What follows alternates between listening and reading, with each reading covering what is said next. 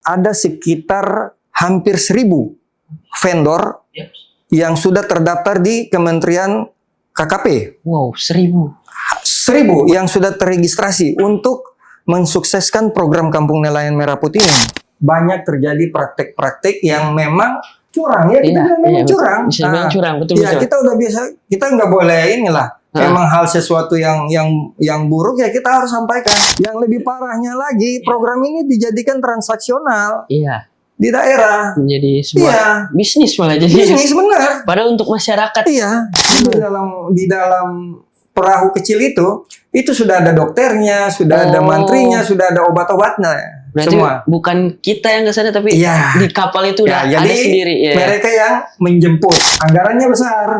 Kalau pulaunya kecil, anggarannya kecil. Nah, kami berharap aturan itu dibuat khusus untuk wilayah Maluku atau wilayah kepulauan pesisir. Nah, kalau saya katakan, saya berterima kasih sudah masuk ke wilayah-wilayah kami yang memang sangat dibutuhkan.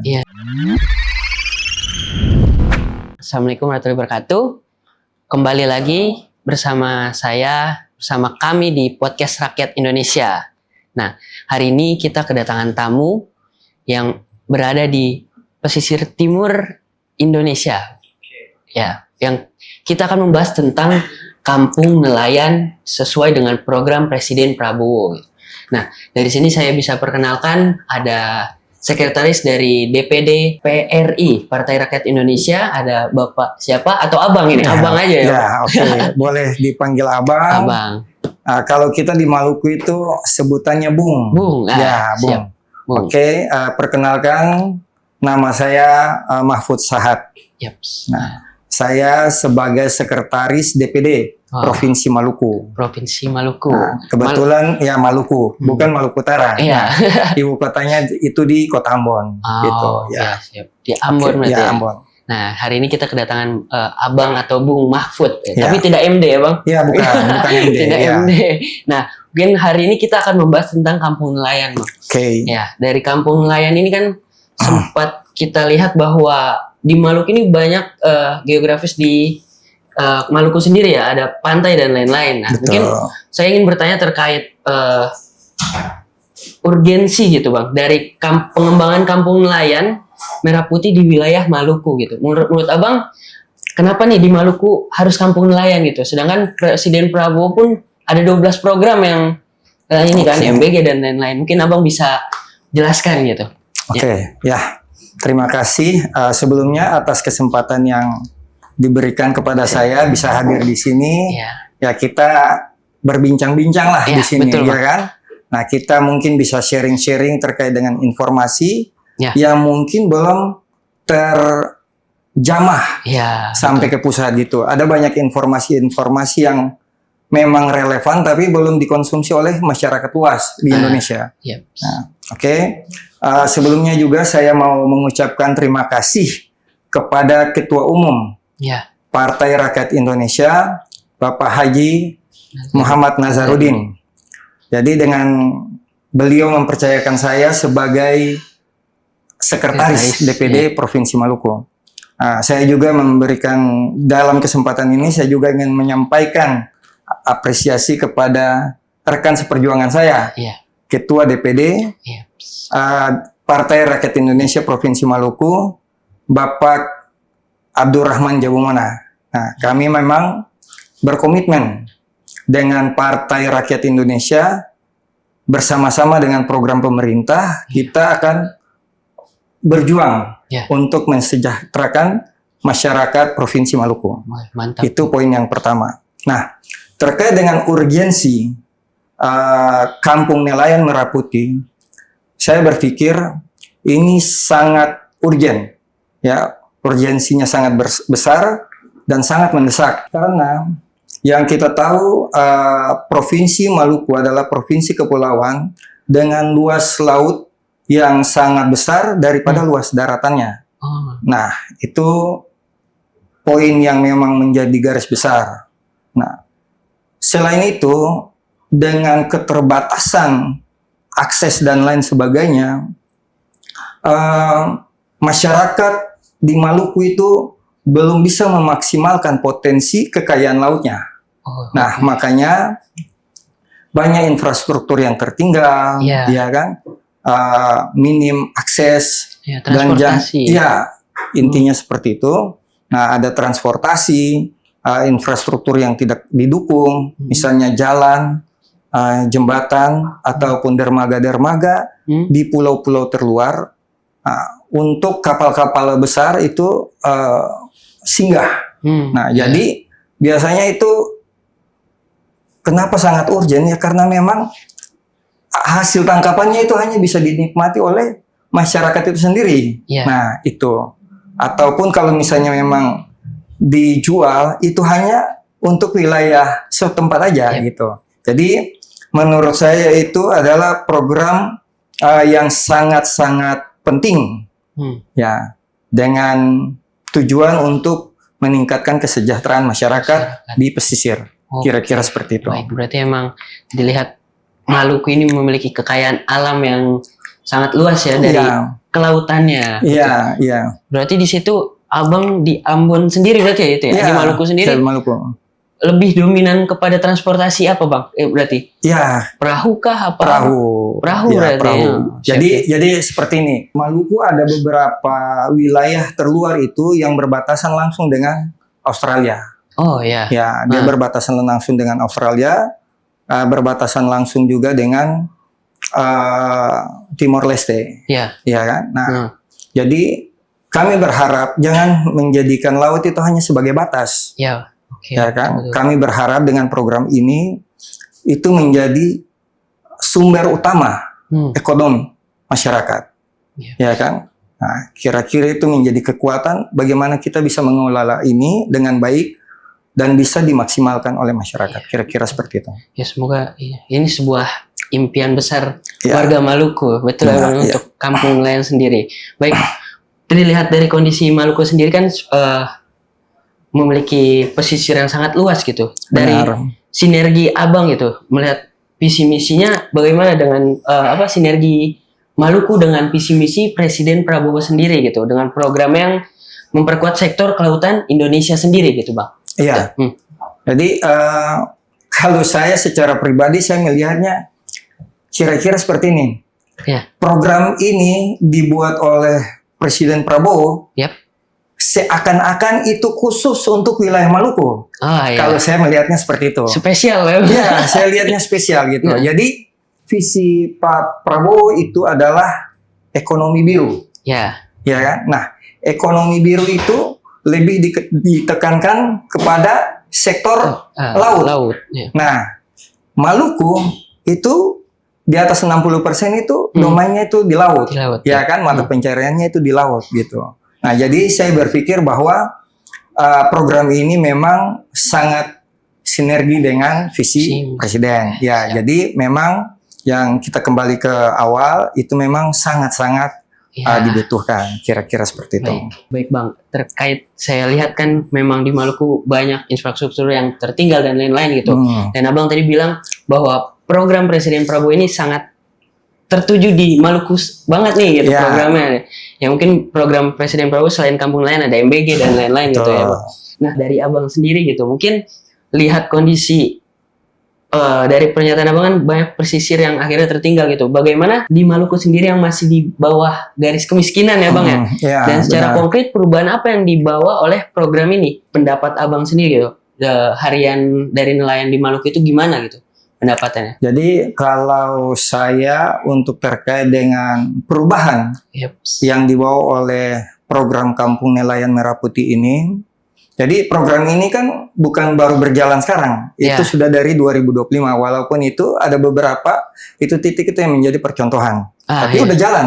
Nah gitu, semisal di Pulau Buru, di Aru, ya kan, ada di Tanimbar juga gitu. Nah sampai sekarang baru jadi dari 2025 udah jalan, udah gitu. jalan, udah jalan sampai sekarang. Ya kan? Karena banyak akhirnya netizen yang ini kampung nelayan cuma berjalan 2-3 bulan doang gitu. Bohong semuanya. Nah, hari ini kita hadirkan ya narasumber dari Maluku sendiri yang melihat langsung ya Bang. Berjalan langsung berarti kampung nelayan sendiri. Nah, jadi mungkin memang di tahun pertama itu sebagai percontohan, ya kan? Nah, Tapi kami bersyukur bahwa Maluku yang basicnya laut itu dari awal sudah dilibatkan. Ya. Nah, itu yang pertama. Terus yang kedua, di Maluku kendalanya itu adalah terkait dengan transportasinya, prasarananya, sarana dan prasarananya. Nah, sarana prasarana pendukung itu baik itu jalan maupun jembatan penghubung maupun jembatan tambatan perahu atau pelabuhan. Nah, itu pelabuhan-pelabuhan rakyat itu yang memang masih banyak yang kurang. Nah, dengan adanya program ini, sebelum ada program ini, kami melihat bahwa untuk menyalurkan yang tadi saya sebutkan di awal, itu untuk menyalurkan hasil tangkapan itu agak susah, ya kan, terkait dengan transportasinya dan lain sebagainya. Nah itu, jadi pendapatannya memang minim, sangat minim karena hanya untuk makan sehari-hari saja. Kebutuhan sendiri. Iya, kebutuhan sendiri saja. Terus yang kedua, kalau misalnya tangkapannya banyak, itu juga banyak juga nanti tidak kena pakai, gitu. Yang pertama, karena tidak punya akses listrik. Iya kan? Jadi kulkas, mesin pendingin itu enggak ada. Nah, jadi akhirnya tidak bisa diawetkan atau dibikin biar lebih tahan gitu. Nah, dengan adanya program ini, nah di situ juga kan ada dibangun untuk kampung nelayan itu kan kebetulan saya memang agak cenderung fokus kepada program ini. Di dalam program ini ada beberapa fasilitas yang dibangun. Ya misalnya bengkel nelayan, ya kan, SPBU laut, ya kan, terus storage, ya kan, pabrik es juga. Nah, itu secara langsung itu sudah menjadi solusi, bukan solusi jangka pendek, tapi solusi jangka panjang. Nah, jadi kalau mau bilang perubahannya memang sangat nyata, perubahannya sangat nyata dan kalau mungkin ya di sebelum-sebelumnya mungkin ada program yang semirip ini. Nah, tapi dia tidak berkelanjutan ataupun dia tidak terstruktur secara masif. Nah, kami berharap program ini dia terus jalan, bukan hanya tadi Mas Hafif sampaikan yang hanya 2-3 bulan. Nah, ini kan sudah menjelang 1 tahun, apalagi tahun ini yang kita tahu dalam proses saat ini itu ada sekitar hampir 1.000 vendor yang sudah terdaftar di Kementerian KKP. Wow, 1.000 yang sudah terregistrasi untuk mensukseskan program Kampung Nelayan Merah Putih ini. Di Maluku sendiri? Bukan di Maluku, di seluruh Indonesia. Nah, jadi itu titik yang memang menjadi yang sudah disepakati atau yang sudah disampaikan ke Presiden, itu bukan 100-200, itu mencapai ribuan, Pak. Itu udah mencapai ribuan. Untuk tahun ini, dan kalau saya tidak salah dengar, ya mungkin dalam minggu-minggu depan itu sudah mulai jalan. Nah, jadi tahapannya memang sudah sangat-sangat jauh. Jadi memang saya lihat dari Presiden memang serius dengan program ini. Ya benar-benar memang targetnya untuk program ini dia terlaksana dengan baik itu melibatkan semua pihak, melibatkan semua kepala daerah dengan menyajikan data-data yang memang harus disajikan. Kira-kira seperti itu. Sesuai riset. Iya, benar. Iya, kira-kira seperti itu.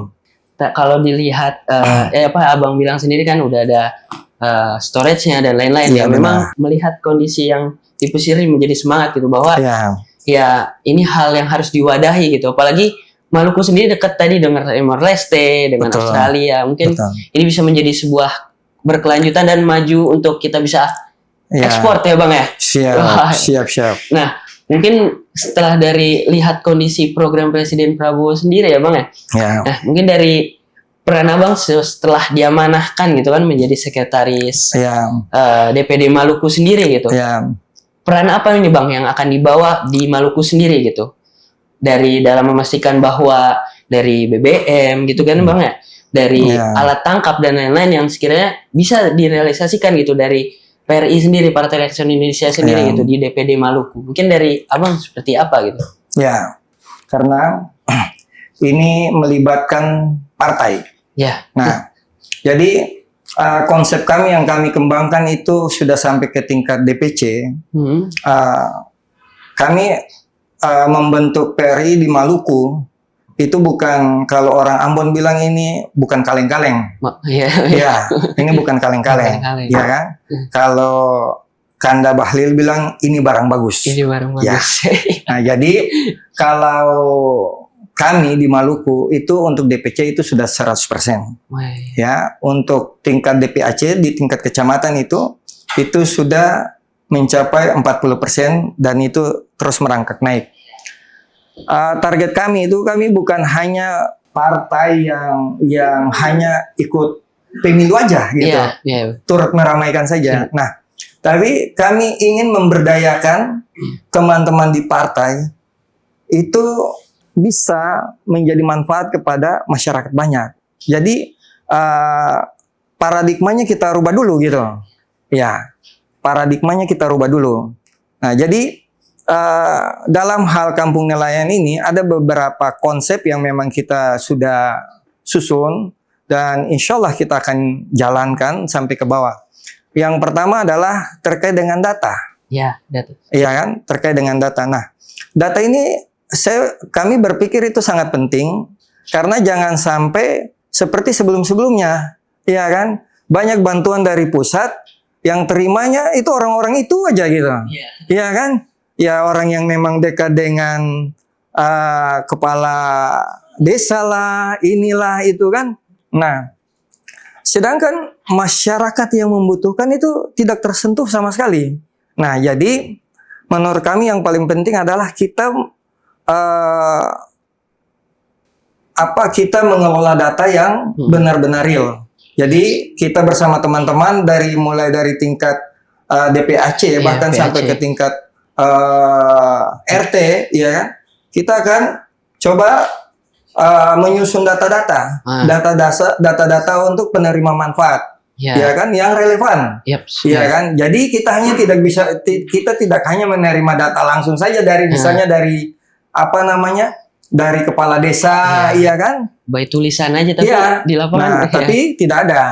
Jadi kita dari awal dari grassroots-nya itu kita mulai susun. Grassroots itu sangat penting berarti. Iya, itu sangat penting. Kita akan mulai susun data ini, kita akan sampaikan. Iya. Kita akan sampaikan melalui partai atau melalui jaringan-jaringan yang memang pantas kita sampaikan. Iya. Ya kan? Nah, pihak-pihak yang memang wajib menerima data real ini. Iya. Nah, itu yang pertama.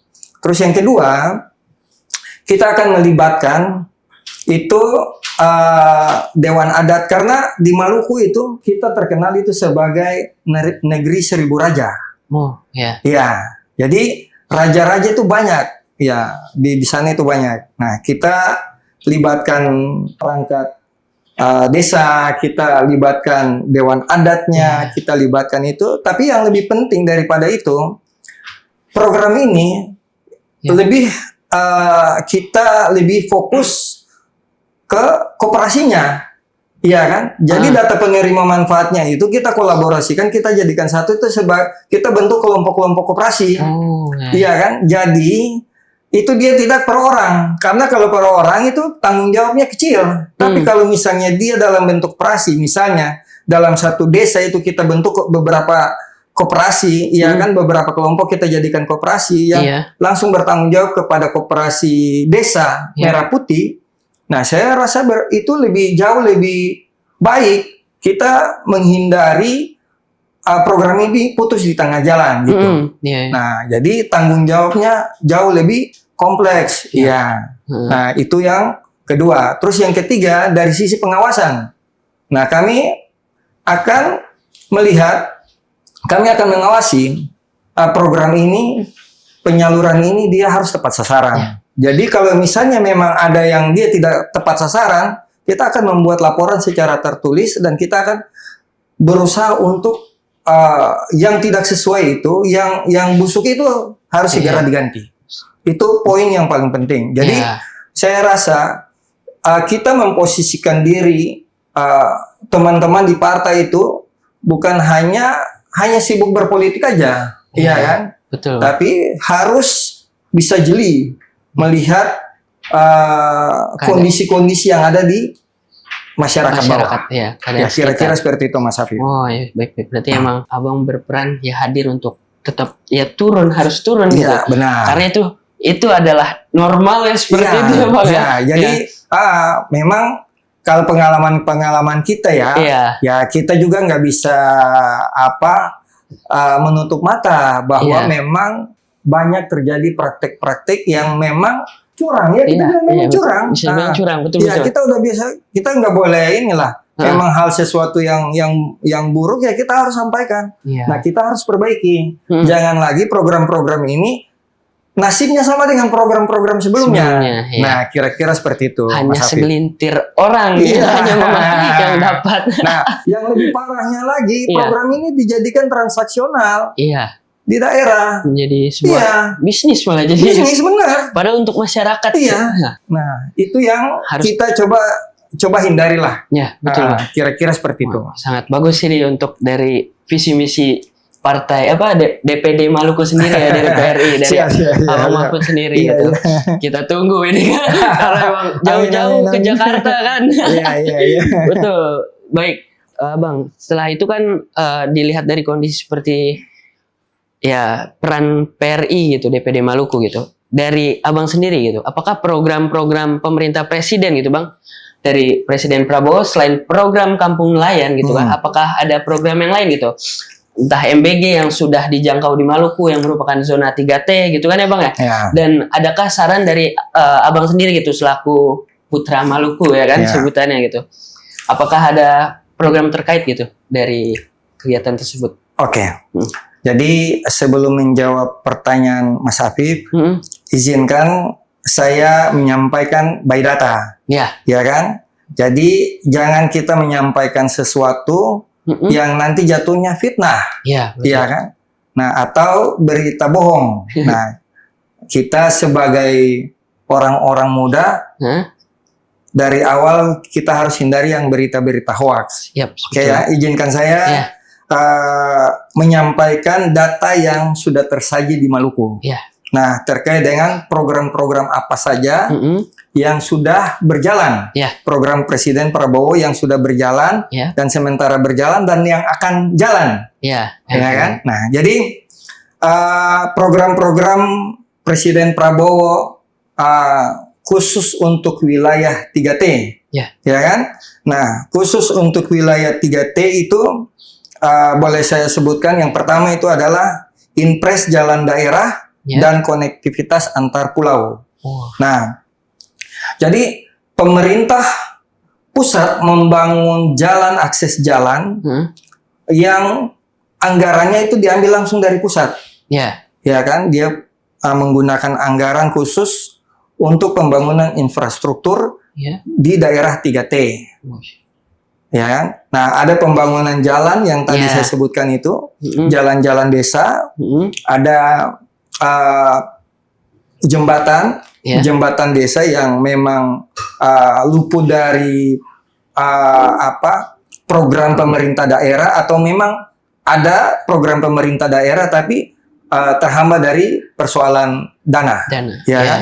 Nah, APBD yang minim dan lain sebagainya, kira-kira seperti itu. Nah, jalan-jalan desa ini atau program ini itu dia sudah sampai menjangkau di Pulau Kisar, Pulau Moa, dan Pulau Kecil, Sertaru.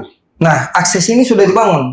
Jadi yang saya sebutkan tadi itu wilayah-wilayah yang memang pulau terluar.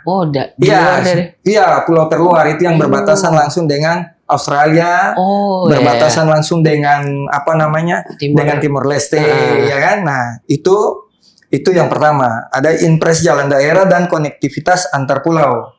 Nah, selanjutnya ada program listrik masuk desa dan energi terbarukan. Jadi perlu saya sampaikan, kita di Maluku, khusus di beberapa kabupaten kota yang dia masuk zona 3T, itu kadang dia nyalanya itu 12 dibagi 12 jam. Oh, Jadi jam 6 pagi nyala sampai jam 6 sore. iya. Selanjutnya udah mati. Nanti besoknya lagi gitu. Oh, shift-shiftan berarti. Iya, sip-sipan. Wah. Ya. Nah, ada juga yang bahkan itu tidak ada listrik sama sekali. Itu. Nah, jadi itu karena apa? Itu karena memang susah atau akses untuk menyambungkan listrik ke daerah-daerah itu. Aksesnya memang susah ya. Nah, karena dia punya daerah yang memang terjal dan lain sebagainya lah gitu. Ya itu memang kita kondisi geografisnya, ya kan? Betul. Nah, tapi dengan program ini pemerintah itu menyalurkan bantuan atau program itu listrik tenaga surya. Oh iya. Ya, dan listrik atau pembangkit listrik mikrohidro. Iya. Ya. Nah, jadi di sini ada beberapa contoh program atau bantuan ini yang sudah jalan. Nah, saya kasih contoh itu di Pulau Romang, Pulau Leti, dan Kepulauan Tanimbar. Itu pulau yang masih di luar Ya, tadi. itu juga sama. Itu yang susah aksesnya juga ya. Iya, Wah. itu dia pulau-pulau kecil baru jauh, Iya. ya kan? Nah, Dan udah terrealisasikan sama ya udah. sekarang. Nah, kira-kira seperti itu. Terus selanjutnya ada jaringan internet dan digitalisasi lewat satelit. Iya. Jadi Maluku ini bahkan oleh KPU hampir setiap pemilihan itu mengeluh kepada pemerintah terkait dengan akses internet, ya kan? Nah, jadi itu tidak ada internet sama sekali. Nah, jadi pemerintah lewat program Bakti dan kerjasama programnya nama Bakti, ya kan? Nah, terus dengan kerjasama satelit, jadi wilayah-wilayah yang dulu menjadi titik buta atau titik kosong internet, sekarang sudah ada. Udah ada. Ya, sekarang sudah ada. Tapi lebih kepada fasilitas-fasilitas pemerintah, misalnya puskesmas, sekolah, ya kan, dan kantor pemerintah daerah. Jadi prinsipnya masyarakat dengan usaha sedikit sudah bisa mengakses internet. Nah, kira-kira seperti itu. Berarti terus selanjutnya itu ada program 3 juta rumah dan sanitasi layak. Jadi itu ya hampir semua daerah ya. Nah, tapi kita di Maluku memang benar-benar masif. Kebetulan istri saya juga itu sebagai pegawai negeri sipil di Dinas Perumahan dan Kawasan Permukiman. Jadi tahu persis data yang bisa disajikan. Makin kuat datanya. Ya, jadi kira-kira seperti itu. Jadi program ini memang sudah menjangkau sampai ke daerah-daerah yang tidak terjangkau. Pulau-pulau jadi terpencil ya. Ya, jadi di wilayah-wilayah terluar atau terdalam atau pesisir itu kan kadang cuacanya buruk, ya kan, angin ini dan lain sebagainya. Itu jadi rumahnya atapnya terbongkar dan lain sebagainya. Sudah banyak yang sudah diperbaiki, kira-kira seperti itu. Banyak sudah diperbaiki, sanitasinya dibuat. Nah, jadi program 3 juta rumah oleh Presiden Prabowo, kalau saya katakan saya berterima kasih sudah masuk ke wilayah-wilayah kami yang memang sangat dibutuhkan, kira-kira seperti itu. Selanjutnya ada program kesehatan gratis dan puskesmas terpadu. Jadi kalau saya mau bilang, kita di Maluku ini punya kendala itu kan terkait dengan akses, ya kan, transportasi, ya kan. Nah, banyak kasus yang dia muncul di media sosial itu mau melahirkan saja ditandu itu sampai 12 kilo, 18 kilo. Ditandu ya. Nah, itu banyak kasus di media sosial itu sudah banyak ini. Kita tidak bisa menutup mata dan memang terjadi seperti itu. Dan itu wilayah-wilayah yang memang tidak ada akses transportasinya. Tidak ada akses rumah sakit terpadu atau puskesmas terpadu. Iya kan? Nah, jadi mereka itu lebih kepada bidan-bidan saja. Nah, terus ada apa namanya? Gizi buruk, ya kan? Stunting dan lain sebagainya. Nah, cerdasnya pemerintah saat ini, mereka menyediakan kapal-kapal kecil itu yang difungsikan menjadi puskesmas. Itu yang dari pulau ke pulau. Iya, jadi dari pulau ke pulau. Jadi di dalam perahu kecil itu sudah ada dokternya, sudah ada Oh. mantrinya, sudah ada obat-obatnya, Berarti semua. bukan kita yang ke sana, tapi Iya. di kapal itu udah Ya, ada jadi sendiri. Ya. mereka yang menjemput Iya. gitu.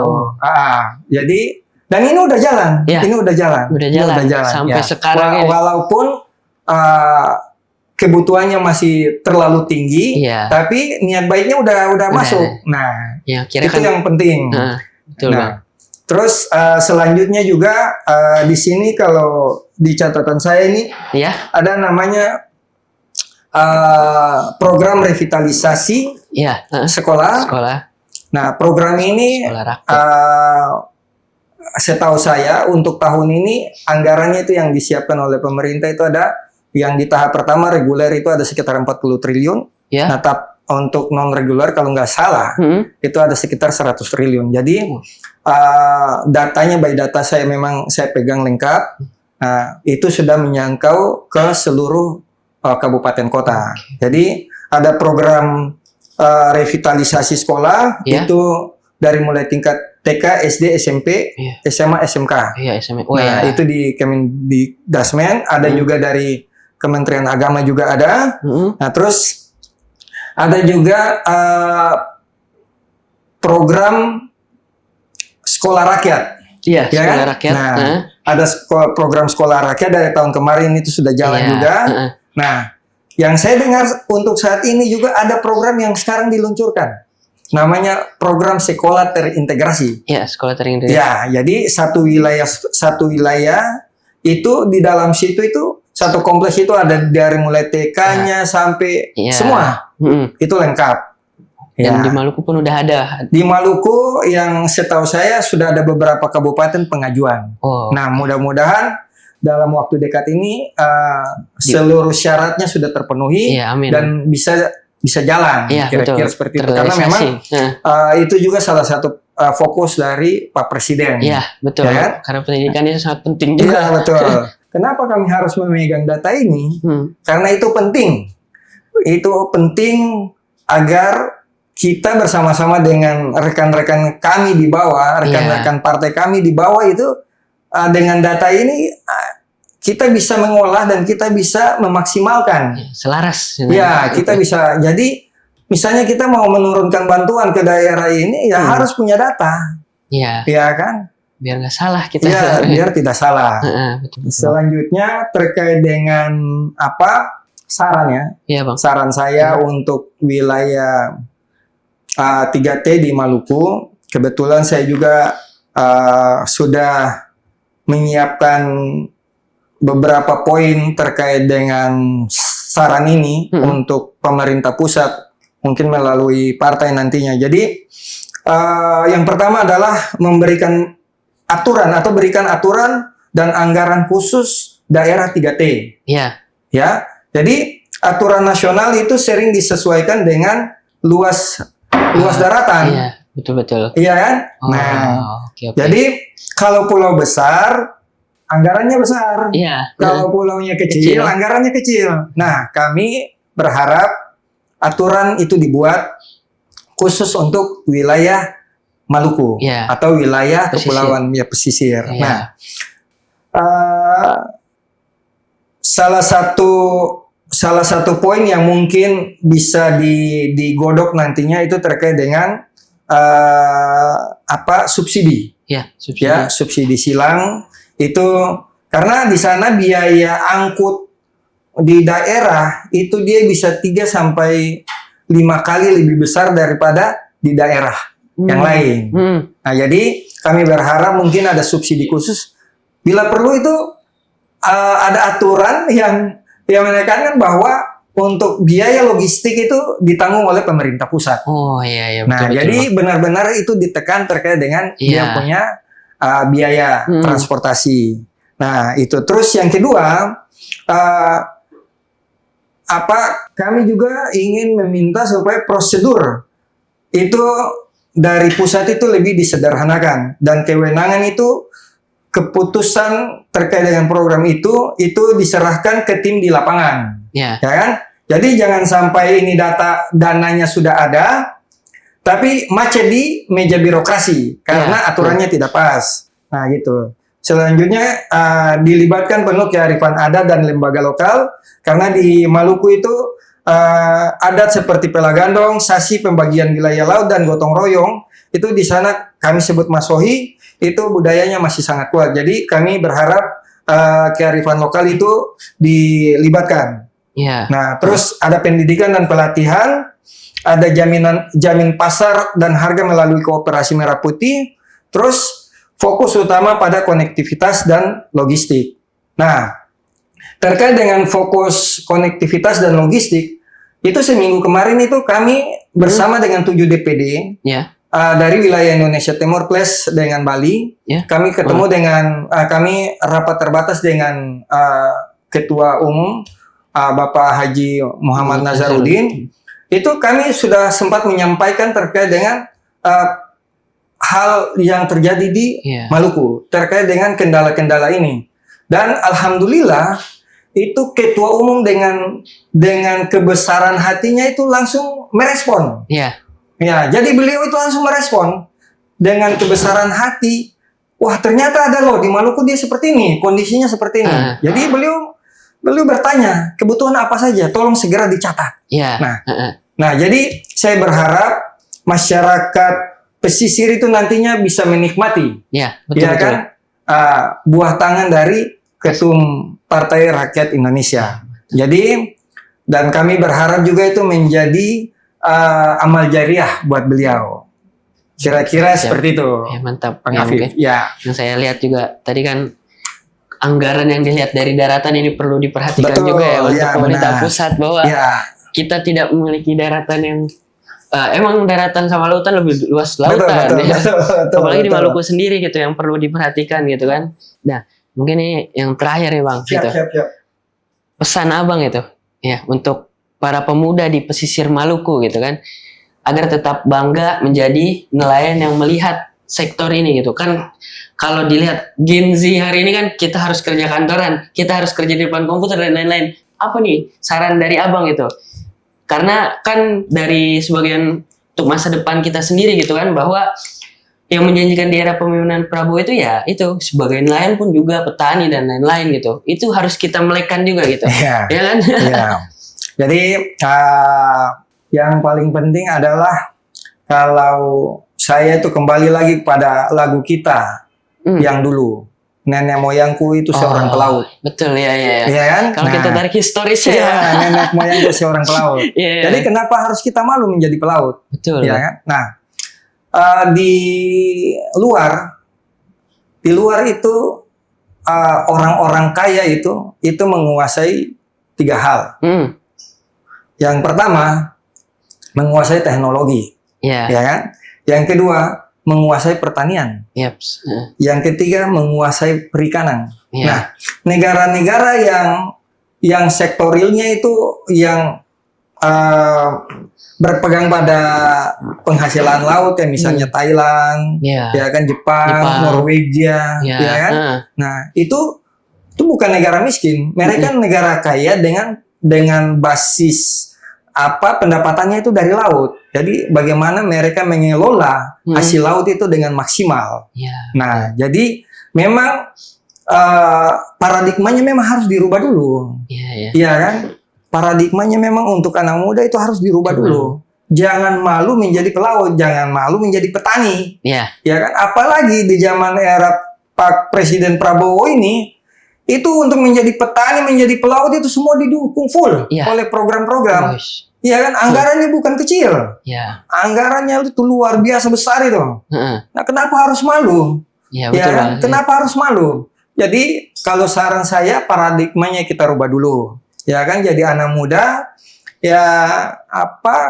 kita memang jangan kita ikut-ikutan, kan, dengan tren-tren FYP dan lain sebagainya, kan. Sedangkan kita tidak produktif. Padahal banyak potensi yang bisa kita ambil gitu ya. Ya, kira-kira seperti itu. Jadi closing statement saya itu lebih kepada, ayo anak muda, khususnya untuk wilayah Maluku, wilayah pesisir Maluku, jangan malu menjadi nelayan, jangan malu menjadi petani, Karena di luar sana itu orang-orang kaya itu punya penghasilan real. Yep. Nah, punya penghasilan real. Nah, orang kaya itu kebanyakan itu punya pertanian. Orang kaya itu negara-negara kaya itu juga dari laut. Iya, betul. Nah, apalagi sekarang banyak program dari pemerintah Presiden Prabowo itu yang dikhususkan untuk nelayan dan petani. Nah, jadi kira-kira seperti itu. Iya. Apa yang bisa sampaikan, mudah-mudahan menjadi manfaat buat kita semua, Amin. menjadi edukasi buat kita semua. Amin. Kurang lebihnya ini saya sebagai manusia, Iya. ya. Jadi kebenaran itu kan hanya datang dari Tuhan. Iya. Ya, jadi kira-kira itu saja Mas Afif. Siap, makasih Ya. ya Bang atas closing statementnya untuk anak muda. Saya anak muda juga soalnya. Sebuah autokritik gitu ya kan. Siap. Ya, karena saya tahu Ambon itu bandaneranya aja Bang. Ya kan? Kebetulan saya orang asli Banda Neira. Oh iya, Ya. boleh itu kita main nanti teman-teman podcast. Oh iya, karena ada kata-kata dari anak muda, jangan mati sampai sebelum ke Banda Banda Neira. Neira. Ya, jadi Oke, baik. ya, Terima kasih ya Bang terkait siap. waktu dan ya ilmunya lah gitu. Siap. Bagaimana kondisi di Maluku sendiri gitu. Siap. Karena ya Maluku ini kan dikenal sebagai pesisirnya gitu. Ya. Balik lagi. Mungkin Siap. itu sih Bang. Ya. Oke, Terima terima kasih. kasih Mas Afif atas waktunya. Siap. Ya, Terima kasih ya Bang. ya.